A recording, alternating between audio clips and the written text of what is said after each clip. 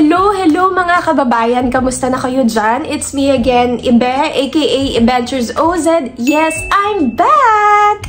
For today's video, magsasagot po tayo ng ilang mga katanungan or mga frequently asked questions galing sa mga aspiring Filipinos natin dyan, aspiring Filipinos na gustong pumunta ng Australia kagaya natin.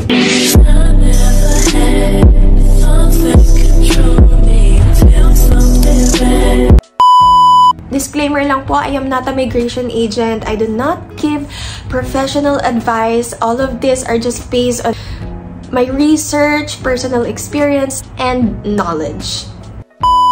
So, ayan. So, for the first question from Kenneth Gutierrez, mas okay po ba na mag-tourist muna papuntang Australia saka maghanap ng trabaho or dito na lang sa Pinas maghanap ng employer?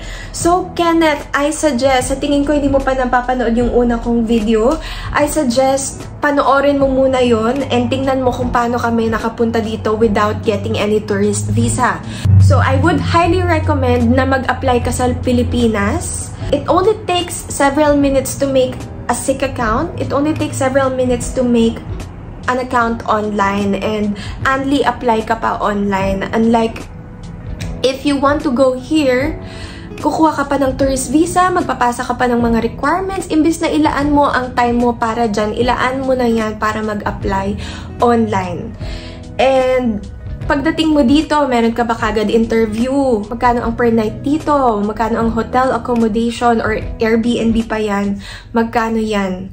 So, kung gusto mong gumastos ng bonggang-bongga, I'd recommend, yes, pumunta ka muna dito sa Australia and tsaka ka mag-apply. But kidding aside, ayun po, you can apply sa Pilipinas muna kasi pag na-interview ka din dito, tatanungin ka din ng employer mo anong visa ang hawak mo. And you will tell them you're just a tourist. They would also see that you're not a genuine visitor. Isa pa, mas pabor din sa kanila and less hassle din sa kanila kung sa online, kung sa video calls lang sila mag-i-interview. So, wala pong problema kung sa online yan.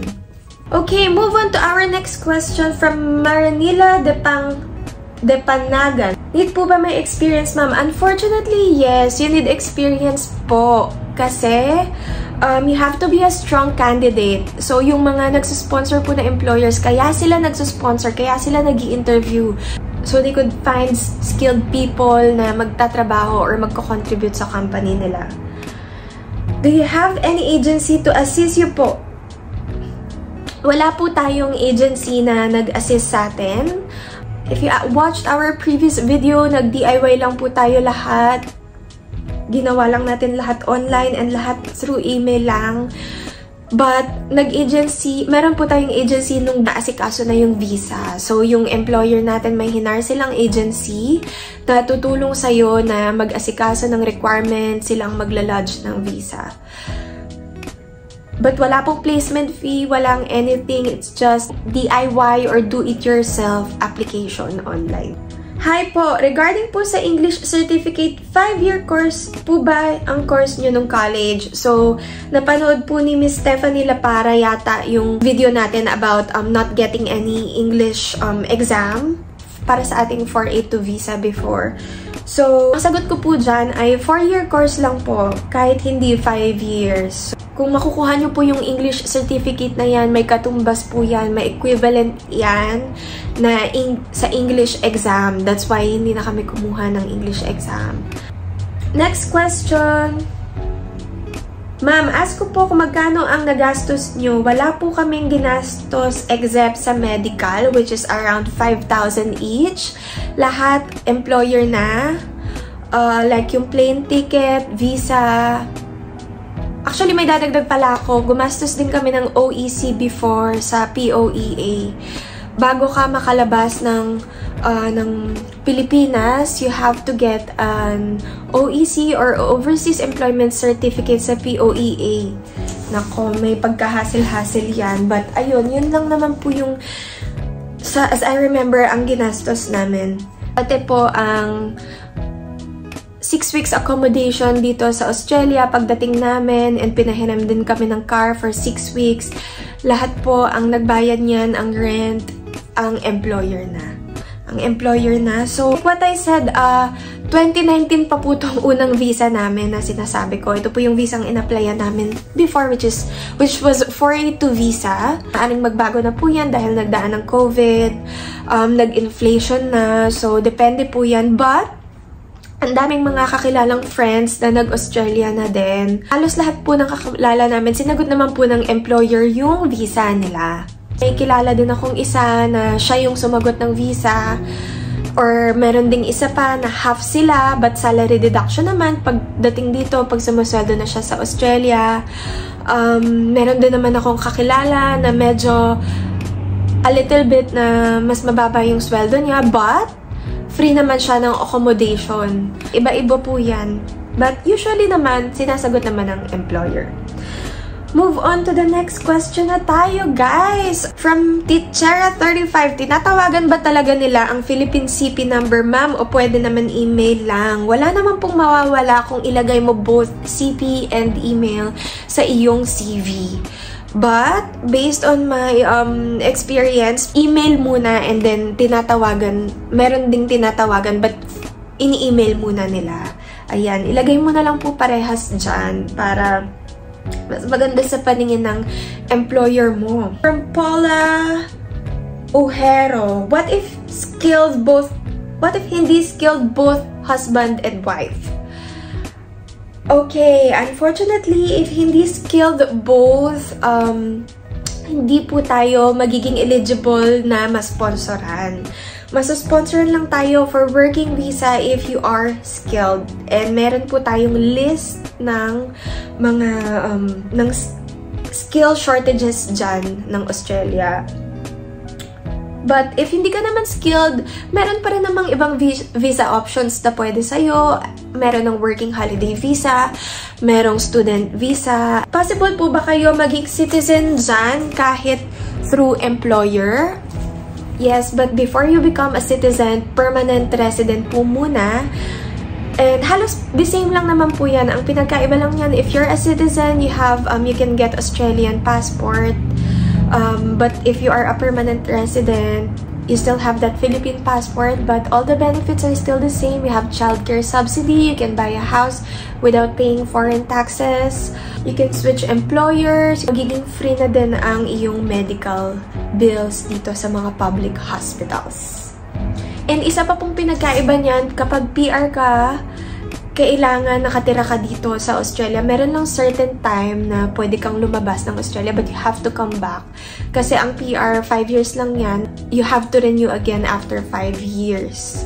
Ayun. So, I suggest kapag eligible ka na mag-citizen, mag-apply ka na ng citizen kasi para wala nang limit yung paglabas mo ng Australia. You can stay in the Philippines if gusto mong bumalik dyan as long as you want.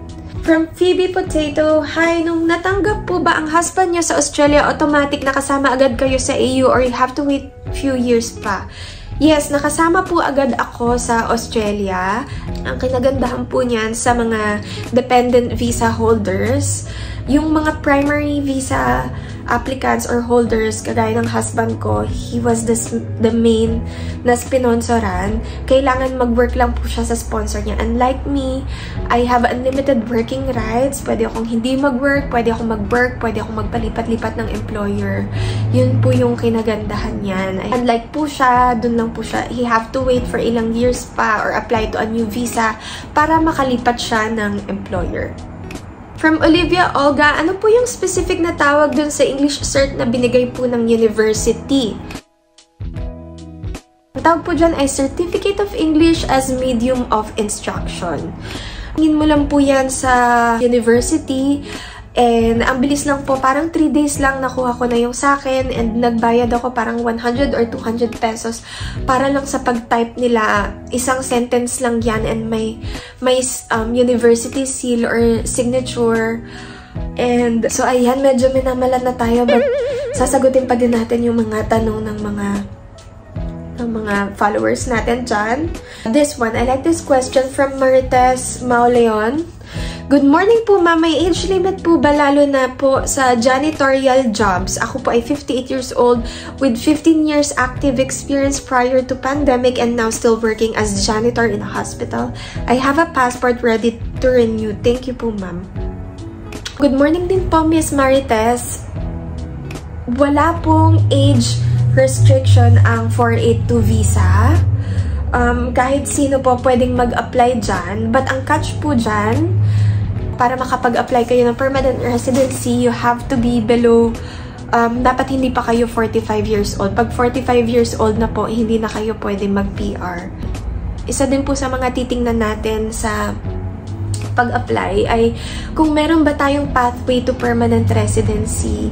So, ayan, hindi sa dinadiscourage ko kayo. I've been there, ang Ryrie resident.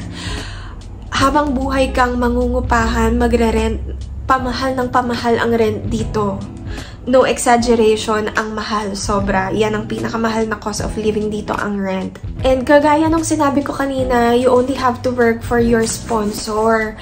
So, naligwak ka sa isang company, you have to find another sponsor na mag-nominate na naman sa'yo, dadaan na naman si immigration. Hindi ka pwedeng basta-basta palipat-lipat. Mahirap mag-temporary. So, ang goal mo ay ma-PR muna and then ma-citizen. Ayan, yan ang goal mo dapat. Yan yung long-term goal. You have to look at the big picture para hindi yung basta-basta na gusto ko lang mag-Australia. But yes, pwede pa din naman if you want to mag-ipon lang for a few years. Pwede pa din naman. But nakakaiyak kung mapapauwi ka, diba? Kung mag-expire na yung visa mo, tas wala kang ibang pwedeng gawin, kailangan mo nang umuwi. Ay, wag naman sana dumating sa'yo yung time na yan. Ayun. So, ayan. Sa tingin ko na-answer ko naman lahat ng mga frequently asked questions, mga important questions na galing dito sa mga comments sa previous vlogs natin. Ayan, maraming salamat po. If you have more questions, just comment down below and don't forget to hit like and subscribe. And sasagutin po natin lahat yan. Lagi naman ako nag-reply sa mga comments and we're gonna make another video for another batch of frequently asked questions. Ayun, maraming salamat. Sana may natutunan kayo even sa pagsagot lamang ng mga questions na to. Thank you so much again and don't forget to watch my next video.